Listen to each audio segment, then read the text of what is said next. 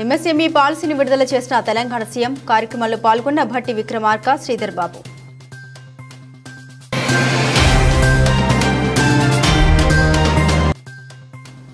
తెలంగాణ ముఖ్యమంత్రిపై కేటీఆర్ వ్యంగ్యాస్త్రాలు. వట్టెం పంపు house మరమ్మతుల్ని గాలికి వదిలేశారంటూ ధ్వజం.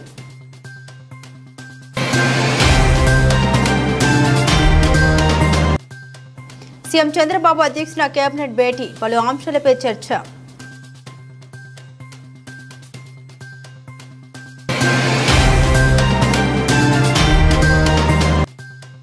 Medical కాలేజీలపై కూటమి ప్రభుత్వానికి క్లారిటీ లేదు అని మండిపడ్డ విడుదల రజని.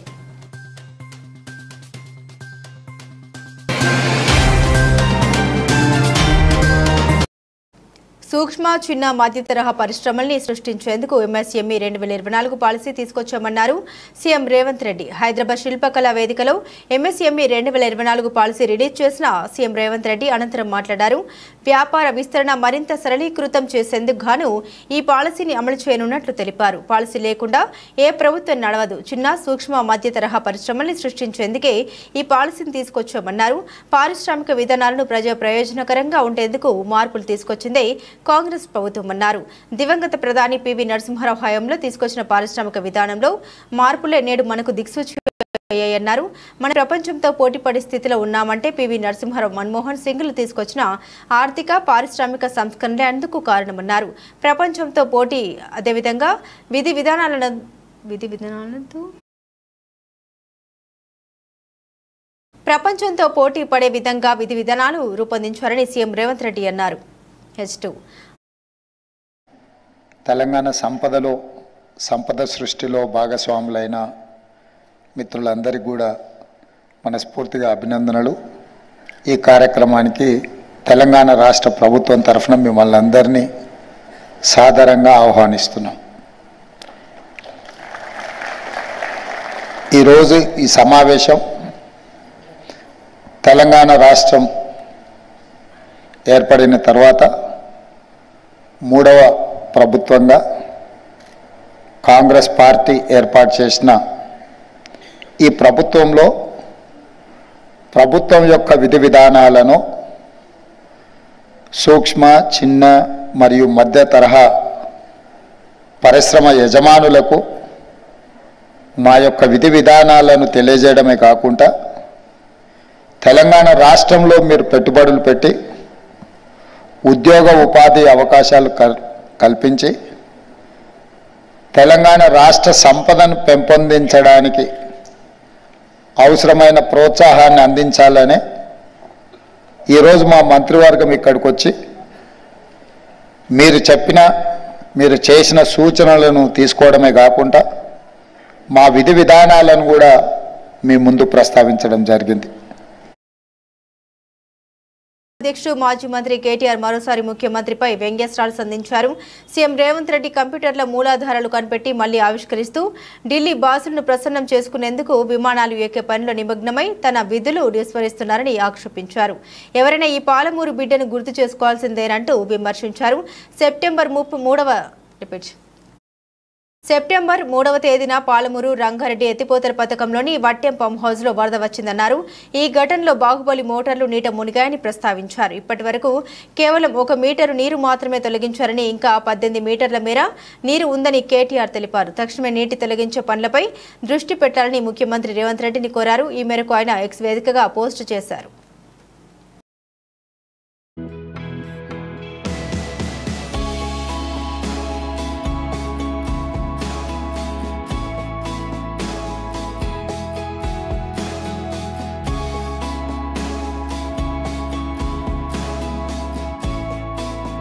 ముఖ్యమంత్రి చంద్రబాబు అధ్యక్షతన కేబినెట్ భేటీ జరుగుతుంది. ఈ సమావేశంలో సూపర్ 6 లో ప్రకటించిన విధంగా ఆడబిడ్డ నీతి పథకంపై చర్చిస్తున్నట్లు తెలుస్తోంది. మహిళలకు 10 లక్షల వడ్డీ లేని రుణాలు అందించే అంశంపై చర్చలు జరుపుతున్నట్లు సమాచారం. పేదరికం లేని సమాజం నిర్మాణంలో భాగంగా P4 విధానంపై మంత్రివర్గ సమావేశంలో చర్చిస్తున్నారని తెలుస్తోంది. పెండింగ్ లో ఉన్న నీరు, చెట్టు బిల్లులకు నిధుల విడుదలపై మంత్రివర్గ భేటీలో చర్చిస్తున్నారని సమాచారం. ఇరిగేషన్ ప్రాజెక్టులు, గేట్లు, కరకట్టల పటిష్టతకు ఎమర్జెన్సీ ఫండ్ కింద 300 కోట్ల నిధులు విడుదలపై చర్చలు జరుపుతున్నట్లు తెలుస్తోంది. బుడమేరు ముంపు వరద సహాయంపై చర్చిస్తున్నట్లు సమాచారం. మద్యం పాలసీపై ఉప సంఘం సిఫార్సుల్ని మంత్రిమండలి సమీక్షిస్తున్నట్లు తెలుస్తోంది. భోగాపురం విమానాశ్రయానికి పేరు ప్రతిపాదనపై చర్చిస్తున్నట్లు సమాచారం. మైనింగ్ విధానంపై చర్చలు జరుపుతున్నట్లు తెలుస్తోంది.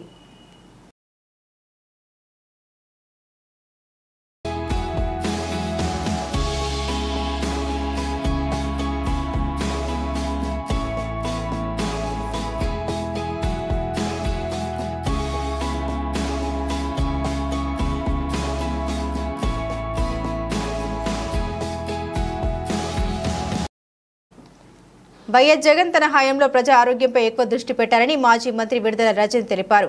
గతంలో వైఎస్ఆర్సీపీ ప్రభుత్వం శ్రీకారం చుట్టిన 17 మెడికల్ కాలేజీల ఏర్పాటు బాధ్యత కూటమి ప్రభుత్వందేనన్నారు. ఈ విషయమై రజని బుధవారం మీడియాతో మాట్లాడారు. మెడికల్ కాలేజీల బాధ్యత కూటమి ప్రభుత్వంపై ఉంది. మెడికల్ కాలేజీలపై ప్రభుత్వానికి క్లారిటీ లేదు. రాష్ట్రం విడిపోయిన తర్వాత సూపర్ స్పెషాలిటీ ఆసుపత్రులన్నీ హైదరాబాద్లోనే ఉండిపోయాయి. దీంతో సూపర్ స్పెషాలిటీ ఆసుపత్రులు ఏపీలోనే ఉండాలనే ఆలోచనతో వైఎస్ జగన్ 17 మెడికల్ కాలేజీల ఏర్పాటుకు శ్రీకారం చుట్టారు. రెండవ దశలో ప్రారంభించాల్సిన 5 మెడికల్ కాలేజీల పరిస్థితి ఏంటి అని విడుదల రజని ప్రశ్నించారు. కేటు ఉచిత బస్సు ప్రయాణానికి ఎక్స్ప్లెయిన్ చేస్తే చర్చ అవుద్ది ప్రజల్లో. ఇవేవి మీరు ఎక్స్ప్లెయిన్ చేయరు. దీని మీద మీరు క్లారిటీ ఇవ్వండి ప్రజలకి.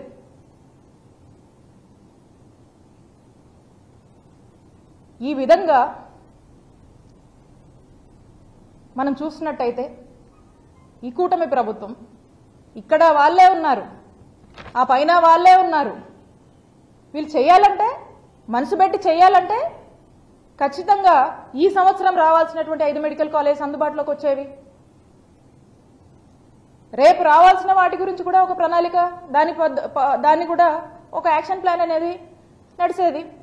కానీ మీలో కమిట్మెంట్ లేదు, మీరు ఆ రెస్పాన్సిబిలిటీ తీసుకోవట్లేదు.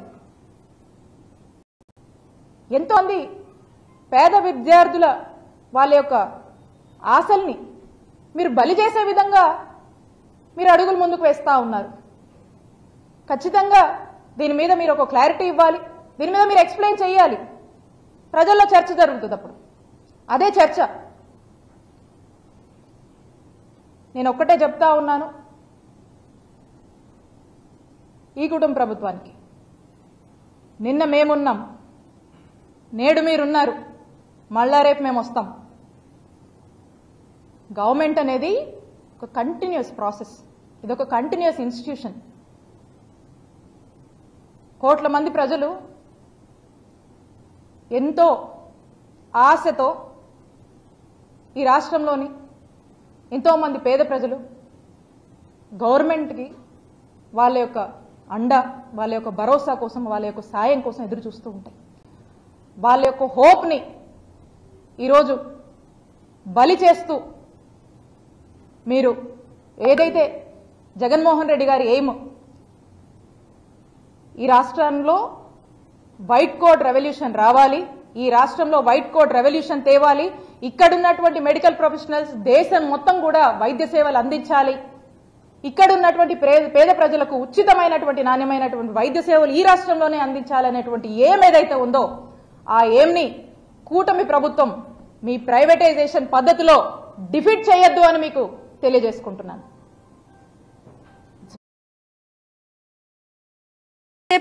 అప్పులు మాట్లాడుతున్నావు కదా, మరి కేసీఆర్ పెంచిన ఆస్తుల గురించి ఎందుకు మాట్లాడవని హరీష్ రావు ప్రశ్నించారు. తెలంగాణ ఏర్పడిన నాడు 2013-2014లో మన తలసరి ఆదాయం నిజాలు చెప్పు. నువ్వు ఇలా కాళేశ్వరం ప్రాజెక్టులో ఎన్ని రిజర్వాయర్లు కట్టినాం, బంద్ చేయన్ని.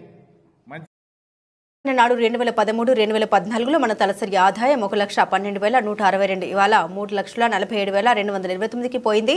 దేశంలో నెంబర్ 1గా తెలంగాణ జీఎస్డీపీ రాష్ట్రం ఏర్పడిన నాడు 4,51,000 కోట్లు ఉంటే ఈనాడు 14,63,000 కోట్లకు పెంచారు. దేశంలో తలసరి ఆదాయంలో తెలంగాణను అగ్రభాగం నిలబెట్టిన కేసీఆర్ గురించి తలసరి ఆదాయం గురించి నీకు నోరు ఎందుకు రాదు అని హరీష్ రావు తెలిపారు. మంచిగా పనిచేయి. ఇంకోటి, నువ్వు ఎంతసేపు అప్పులని మాట్లాడుతున్నావు కదా, మరి కేసీఆర్ పెంచిన ఆస్తుల గురించి ఎందుకు మాట్లాడు? కేసీఆర్ గొప్పగా ఆస్తులు పెంచిండు కదా.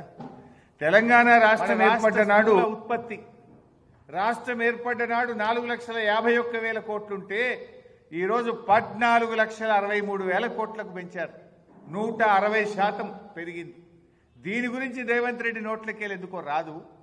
ఇది రాష్ట్ర సంపద పెరిగింది, రాష్ట్రంలో పౌరుల సంపద పెరిగింది, తలసరి ఆదాయం పెరిగింది, ఆస్తుల కల్పన జరిగింది, దేశ జీడిపికి 5.1% మనము కాంట్రిబ్యూట్ చేస్తూ ఉన్నాం. ఇలాంటి మంచి మాటలు రేవంత్ రెడ్డి నోట రావు. అన్ని అబద్ధాలు, గోబల్స్. నిజాలు చెప్పు నువ్వు. ఇలా కాళేశ్వరం ప్రాజెక్టులో ఎన్ని రిజర్వాయర్లు కట్టినాం. బంద్ చేయి, అన్ని మంచిగా పని చేయి. ఇంకోటి, నువ్వు ఎంతసేపు అప్పులని మాట్లాడుతున్నావు కదా, మరి కేసీఆర్ పెంచిన ఆస్తుల గురించి ఎందుకు మాట్లాడు? కేసీఆర్ గొప్పగా ఆస్తులు పెంచిండు కదా. తెలంగాణ రాష్ట్రం ఏర్పడ్డ నాడు 2013-14లో మన తలసరి ఆదాయం 1,12,162 రూపాయలు. మరి ఇవాళ ఎక్కడికి పోయింది మన తలసరి ఆదాయం? 3,47,229. దేశంలో నంబర్ 1 తెలంగాణ. ఈ దేశంలో 28 రాష్ట్రాల్లో తలసరి ఆదాయంలో అగ్రభాగాన తెలంగాణను నిలబెట్టిన కేసీఆర్ గురించో ఆ తలసరి ఆదాయం గురించి నీకెందుకో నోరు రాదు. జిఎస్డిపి మన రాష్ట్ర స్థూల ఉత్పత్తి రాష్ట్రం ఏర్పడ్డ నాడు 4,51,000 కోట్లుంటే ఈరోజు 14,63,000 కోట్లకు పెంచారు. 160% పెరిగింది. దీని గురించి రేవంత్ రెడ్డి నోట్లకెళ్ళి ఎందుకో రాదు. ఇది రాష్ట్ర సంపద పెరిగింది, రాష్ట్రంలో పౌరుల సంపద పెరిగింది, తలసరి ఆదాయం పెరిగింది, ఆస్తుల కల్పన జరిగింది, దేశ జీడిపికి 5.1% మనము కాంట్రిబ్యూట్ చేస్తూ ఉన్నాం. ఇలాంటి మంచి మాటలు రేవంత్ రెడ్డి నోట రావు. అన్ని అబద్ధాలు, గోబల్స్. నిజాలు చెప్పు నువ్వు. ఇలా కాళేశ్వరం ప్రాజెక్టులో ఎన్ని రిజర్వాయర్లు కట్టినాం. బంద్ చేయి, అన్ని మంచిగా పని చేయి. ఇంకోటి, నువ్వు ఎంతసేపు అప్పులని మాట్లాడుతున్నావు కదా, మరి జిల్లా నర్సాపురం పట్టణం స్థానిక అంబేద్కర్ సెంటర్లో స్వచ్ఛ భారత్ కార్యక్రమానికి మరింత ఊపునిస్తూ పరిసరాల పరిశుభ్రత లక్ష్యంగా రూపొందించిన కార్యక్రమాల్లో నర్సాపురం పట్టణం మరియు నర్సాపురం మండల సీతారాంపురం గ్రామంలో స్వచ్ఛతా హీ సేవ 2024 నిర్వహించారు. ఈ క్లీన్ నర్సాపురం స్వచ్ఛ నర్సాపురం పురపాలక సంఘం మరియు మండల ప్రజా పరిషత్ వారి ఆధ్వర్యంలో మానవహారం నిర్వహించారు. నర్సాపురం శాసనసభ్యులు బొమ్మిడి నాయకర్ మాట్లాడారు. మన దేశ ప్రధాని నరేంద్ర మోదీ పుట్టినరోజు సందర్భంగా స్వచ్ఛతా హీ సేవ 2024 ఉద్యమానికి శ్రీకారం చుట్టారని అన్నారు. స్వచ్ఛతా హీ సేవ పరిశుభ్రతపై అవగాహన కల్పిస్తూ 15 రోజులు కార్యక్రమాలు జరుగుతాయని ఆయన తెలిపారు. ఈ కార్యక్రమంలో Narsapuram municipal commissioner, municipal chairperson తదితరులు పాల్గొన్నారు.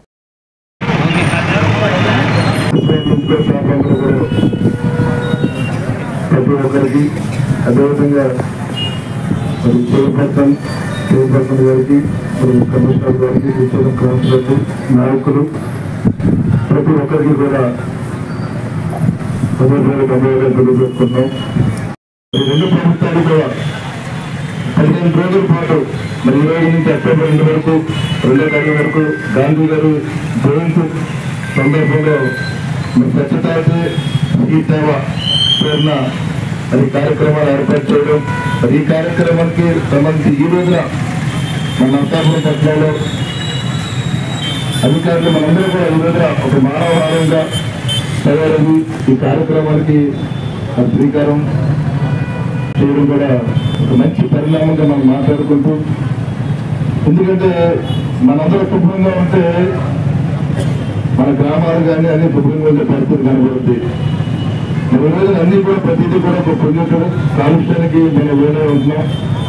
దాన్ని నివారించుకునే అవసరం మనందరికీ ఉంది కాబట్టి మనందరూ బాధ్యత కాబట్టి దానిలో భాగంగా మీరందరూ కూడా ప్రతి ఒక్కరూ కూడా అధికారులే కాకుండా ఇవాళ నియోజకవర్గంలో పౌరులు కూడా ఇట్లా పాటించి మన నగరాన్ని, మన గ్రామాన్ని, అదేవిధంగా మన ఉన్న పరిసర ప్రాంతాలు కూడా మనం శుభ్రం చేసుకోవాలని చెప్పి మనస్ఫూర్తిగా తెలియజేసుకుంటూ మరి కార్యక్రమం చక్కటి కార్యక్రమాన్ని మరి దేశవ్యాప్తంగా కూడా మరి ఏర్పాటు చేసినటువంటి అది కేంద్ర ప్రభుత్వాన్ని కానీ రాష్ట్ర ప్రభుత్వాన్ని కానీ అభినందనలు తెలియజేసుకుంటూ మనందరూ కూడా దీంట్లో భాగస్వాములు. ఈ 15 రోజులు కూడా పూర్తిగా అధికారులు మీరు ముందుంటే కనుక ప్రజల్లో కూడా స్పందన వస్తుంది, ఎన్నికలు వస్తుంది. మరి ప్రజలతో కూడా ఈ కార్యక్రమాన్ని ఏర్పాటు చేసి వాళ్ళకు ఎదురుగా తీసుకొస్తే కనుక ప్రతి ఒక్కరికి కూడా అభినందనలు. స్వచ్ఛతా హీ సేవ 2024 బీచ్ రోడ్లో కార్యక్రమం నిర్వహించారు. స్వచ్ఛతకి భాగీదారి, సంపూర్ణ స్వచ్ఛత, సఫాయి మిత్ర, సురక్ష భాగం చేస్తూ జీవీఎంసీ స్వచ్ఛతగా మారుస్తాం. స్వచ్ఛతా హీ సేవ లోగో ఆవిష్కరించిన జిల్లా collector commissioner mayor P Sampath Kumar మాట్లాడుతూ స్వచ్ఛతా హీ సేవ 2015 నుండి ఇప్పటి వరకు విశాఖ నగరం సుందరంగా మారింది. నగరం సుందరంగా ఉండడానికి ప్రజలు, గత నేటి జీవీఎంసీ అధికారులు, ప్రజాప్రతినిధులు ప్రతి ఏడాది మంచి ర్యాంకింగ్ సాధించడం చాలా సంతోషమని పేర్కొన్నారు. 83 సూచిలేఖ సమస్యలున్న ప్రాంతాన్ని స్వచ్ఛత ప్రాంతాలుగా మారుస్తాం.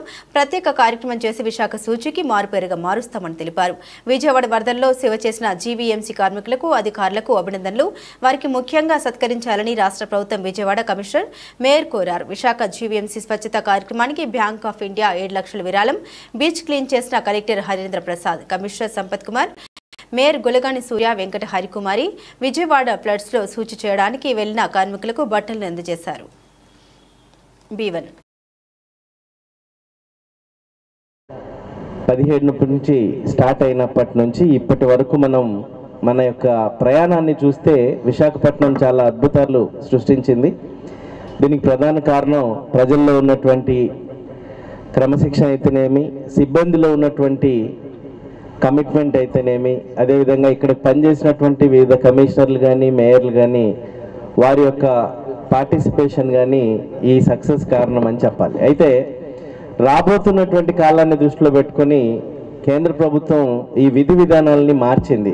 గతంలో కేవలం ర్యాంకింగ్ అనేటువంటిది మన యొక్క సిటీకి మంచి పేరు పెట్టేటువంటి ఒక ఐటమ్గా ఉండిపోయింది తప్ప, దాని నుంచి కేంద్ర ప్రభుత్వం నుంచి వచ్చేటువంటి నిధుల్ని కానీ, వాటికి సంబంధించినటువంటి అంశాలని కానీ తేల్చే విధంగా ర్యాంకింగ్లు లేవు. సో ఈ సంవత్సరం నుంచి మన పెర్ఫార్మెన్స్ బేస్ మీద మనకు పెర్ఫార్మెన్స్ గ్రాంట్స్ అనేటివి రావడం జరుగుతుంది. కాబట్టి ఇది మన ర్యాంక్ని మెరుగుపరుచుకోవడం అనేటువంటిది అనివార్యం. సో ఈ నేపథ్యంలో ఈ సంవత్సరం మళ్ళీ కేంద్ర ప్రభుత్వం ఈ కార్యక్రమాన్ని ముందుకు తీసుకొచ్చింది. ముఖ్యంగా 3 అంశాలని ప్రధానంగా తీసుకొచ్చింది. ఒకటేమో స్వచ్ఛతకి భాగీదారి, అంటే స్వచ్ఛతలో అందరి యొక్క భాగస్వామ్యం ఉండాలి అనేది ఒకటి.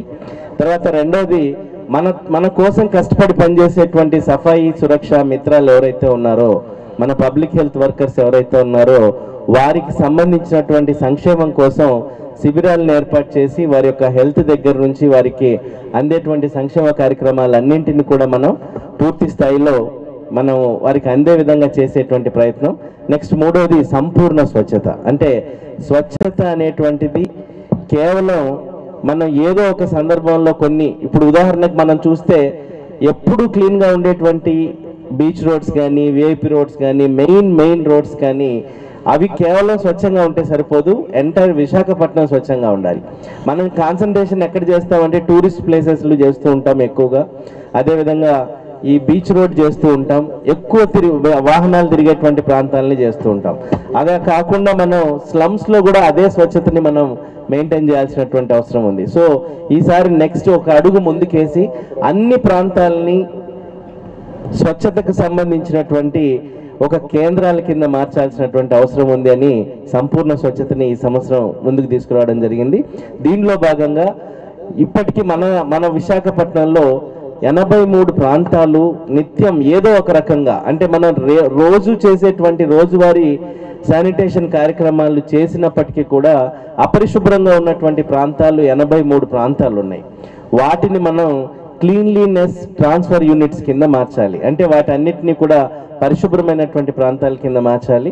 సో ఇది ఈ సంవత్సరం మన ముందున్నటువంటి లక్ష్యం. దీంతో పాటు నిత్యం మనం చేసేటువంటి శానిటేషన్ యాక్టివిటీస్ని కూడా ముందుకు తీసుకెళ్లాల్సిన అవసరం ఉంది. మీకు ఇటీవల పరిచయం ఉంటుంది, మీకు విజయవాడ ఫ్లడ్స్లో చాలా కష్టపడి పనిచేసినటువంటి మన పబ్లిక్ హెల్త్ వర్కర్స్ అందరికీ కూడా మనం ఒక్కసారి వారి యొక్క సేవల్ని కొనియాడుతూ వారందరికీ అభినందనలు తెలియజేసిన.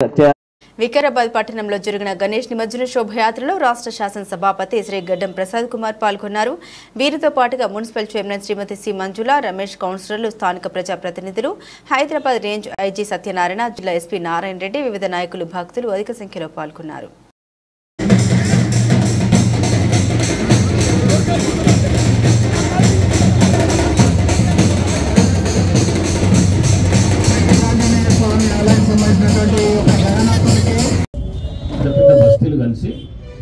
వినాయకుడిని పెట్టుకున్నారు. 18 బస్తీ వాళ్ళంతా వచ్చి ఆడ పూజలు చేసుకుంటున్నారు. నాకైతే చాలా మంచిగా అనిపించింది. నేను కూడా కోరుతున్నది ఏంటి వికారాబాద్లో అంటే ఎక్కడికక్కడ చిన్న చిన్న విగ్రహాలు పెట్టకుండా వాడికి ఒక విగ్రహం పెట్టుకొని అందరు కలిసి పూజలు చేసుకుంటే ఇంకా మంచిగా ఉంటుంది. పెద్ద ఎత్తున జరగనికే ఆస్కారం ఉంటుంది అనుకుంటున్నా.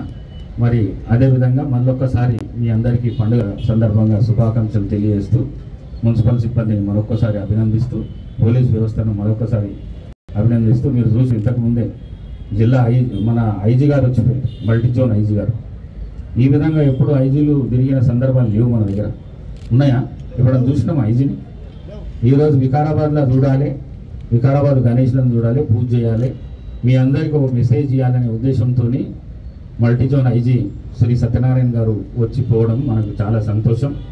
మరి అదేవిధంగా నేను చెప్పినట్టు ఎక్కడ కూడా ఏ చిన్న అవాంఛనీయ సంఘటన జరగకుండా ఎవరికైనా కోపం వచ్చేదని అన్నా కూడా ఒక్క నిమిషం గణనాథుని స్మరిస్తూ ముంగల్కి వెళ్ళిపోతే ఇక ఎక్కడ కూడా అవాంఛనీయ సంఘటన జరగడానికి వీలు ఉండదు. కాబట్టి ఆ విధంగా ప్రయత్నం చేస్తూ ఈ రోజును మనం చాలా జాగ్రత్తగా ముందుకు తీసుకుపోవాలని అని చెప్పేసి మీ అందరినీ కోరుకుంటూ సెలవు తీసుకుంటున్నాను. Thank you. 8 బస్తీలు పెద్ద పెద్ద ప్రజాపాలన వేడుకల్లో పాల్గొన్న మంత్రి పొంగులేటి ప్రజాపాలన దినోత్సవ వేడుకల్లో భాగంగా వరంగల్ కలెక్టరేట్ మైదానంలో జాతీయ జెండా ఆవిష్కరించిన మంత్రి పొంగులేటి దశాబ్ద కాలం తర్వాత తెలంగాణలో ప్రజాప్రభుత్వం ఏర్పడిందని ప్రజల వద్దకే పాలన అందించే దిశగా ముందుకు వెళ్తున్నామని తెలిపారు మంత్రి.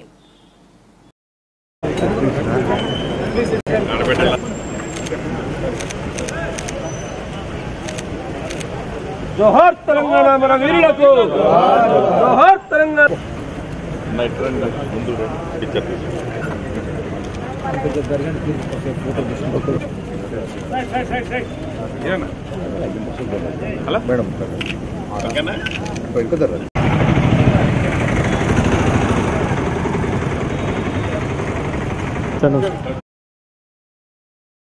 ప్రభుత్వాలు మారినా గిరిజనుల తలరాతలు మారవు అనడానికి ఇదే నిదర్శనం. విజయనగరం జిల్లా గంట్యాడ మండలం కొండపర్తి గ్రామ పంచాయతీకి చెందిన గేదెల రాజారావు సన్నాఫ్ రాములు అనే వ్యక్తి అనారోగ్యంతో విజయనగరం మహారాజా పెద్ద ఆసుపత్రిలో చేరగా సరైన వైద్యం అందక మరణించారు. ఆ వ్యక్తి మృతదేహాన్ని చిలకలగడ్డపై బ్రిడ్జి నిర్మాణం సుమారు 7 కిలోమీటర్లు ఆ మృతదేహాన్ని కర్రకి కట్టుకుని మోసుకెళ్లిన పరిస్థితి. ఇప్పటికీ ఆ గ్రామంలో ఎలాంటి సంఘటన పదుల సంఖ్యలో జరుగుతున్నా ప్రభుత్వాలు మాత్రం పట్టించుకోవడం లేదని, తాటిపూడి వెనుక గ్రామాలకు బోటు సదుపాయం చేయమని అడిగినా చేయడం లేదు. టీకేపర్తి సర్పంచ్ సీతమ్మ సన్యాసరావు ఇప్పటికే ఎన్నోసార్లు అధికారులకు మంత్రులకి తెలియజేశారు.